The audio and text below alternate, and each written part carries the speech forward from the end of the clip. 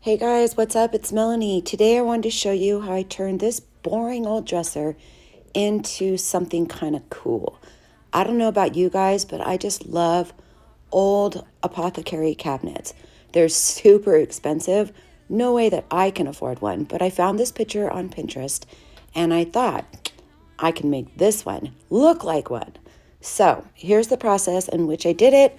Here we go.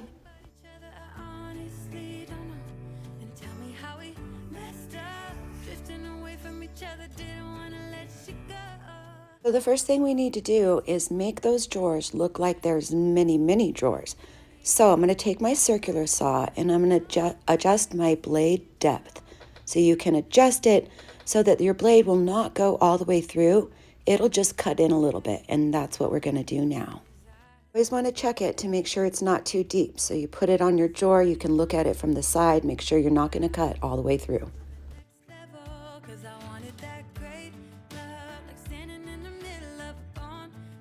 I'm going to take some measurements and draw some lines to split this top drawer into 6 drawers. Then I'm going to do the second 2 drawers the other way. So they're kind of like a map cabinet.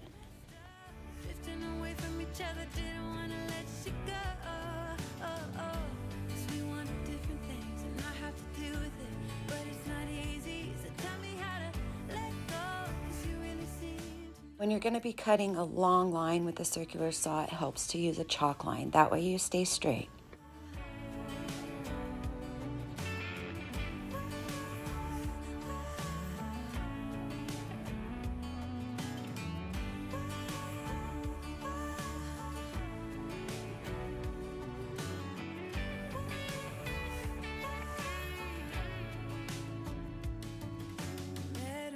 Sunny day in late July and everything turned upside down.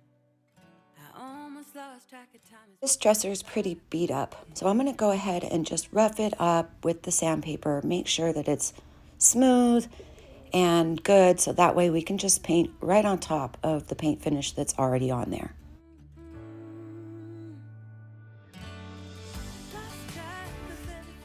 We want the separation of our drawers to really show, so I'm going to take little black dress with a small artist brush and just really get it into all the crevices, all the cracks, all those lines that we made.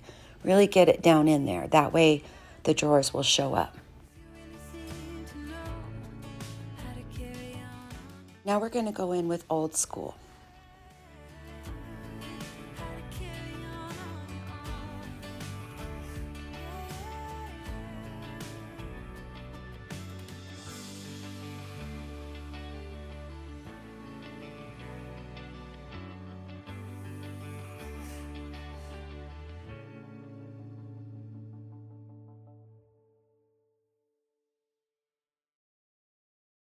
I let that coat of old school dry almost completely.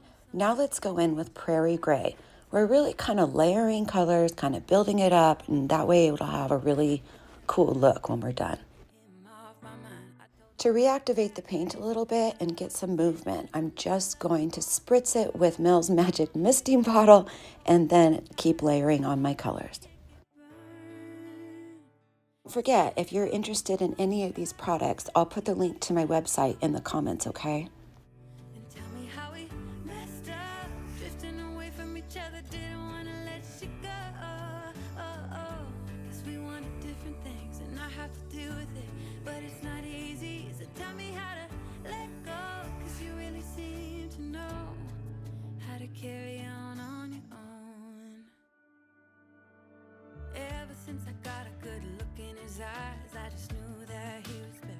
Now that we let that dry a bit, let's do the same thing with faded burlap.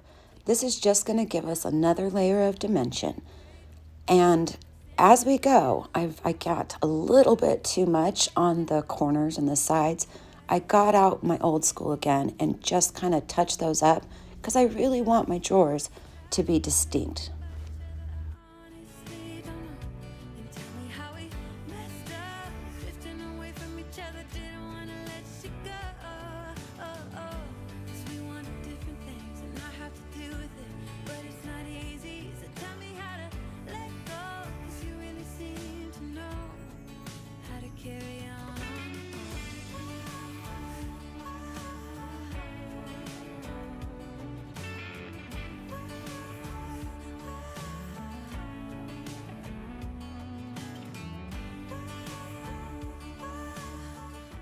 I always want my paint to be super smooth, so I'm going to just go back with a fine sanding pad and give it a bit of a sanding. That way it'll just feel so smooth. Really important for me before I do any sealing to get all the sanding dust off it. So I like to spray it with some air and wipe it at the same time. I wanted to show you this brush, and I wanted to show you how cool it is, a thing that you can do with this clay paint. I have not sealed this at all. There's no wax on it or anything, but I can take this brush or, well, anything, and really give it a rubbing, and you can see how it just starts to polish that clay. I just think it's so cool. I'll put the link for that brush in the comments below. I don't sell it, but my good friend does. You can also hook it up to your drill and use it like that. But watch as that clay turns. It's just so cool.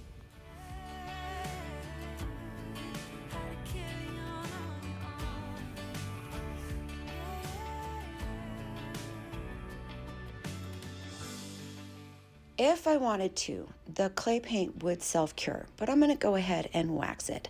Using ClearWax and my really cool 2-inch palm brush, I'm going to go ahead and get a coat on here. Then we're going to cut in with our black wax and a small brush. That way we're really keeping the detail of those drawers.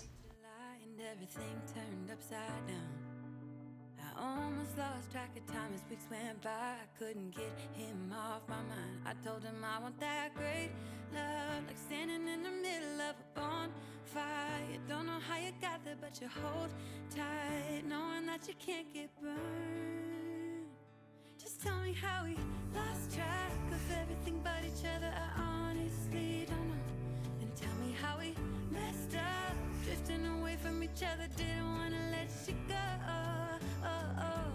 We wanted different things, and I have to deal with it, but it's not easy. Once that wax had a little bit of time to dry, I went back and buffed it with a lint-free cloth to bring back out that beautiful shine. I just love waxing. I just knew that he was special. He said he wanted to take it slow, but I couldn't help that I wanted to take it to the... For the look we're going for, we know what kind of hardware we need, but let's go ahead and dig through the stash to see which we have enough of. That's usually the catch.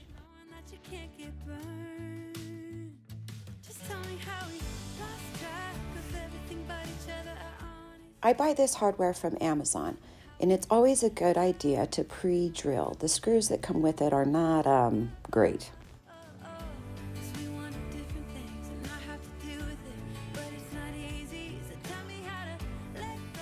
Let's go ahead and do some quick measurements. That way we get them on there straight.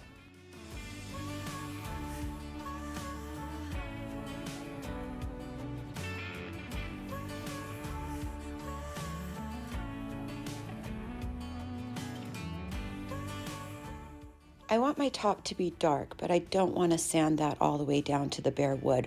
So I'm just going to go right over it with Dark and Decrepit.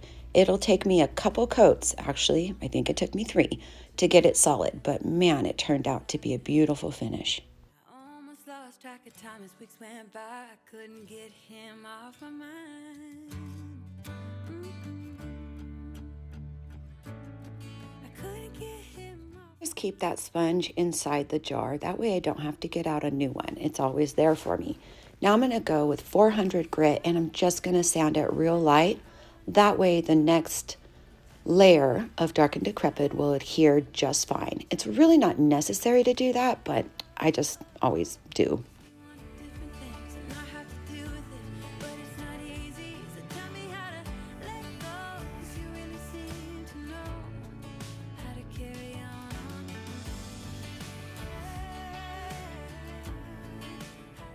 This is what it looks like after 2 coats. Not quite as much coverage as I'd like, so let's go ahead and put one more.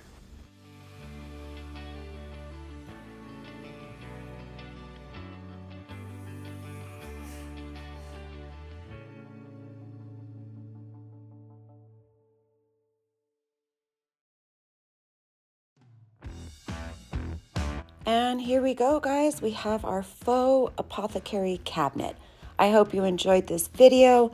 Don't forget, you can get all of these products on my website. I'll put that in the comments below. And remember, only you can make it happen. Thanks for watching.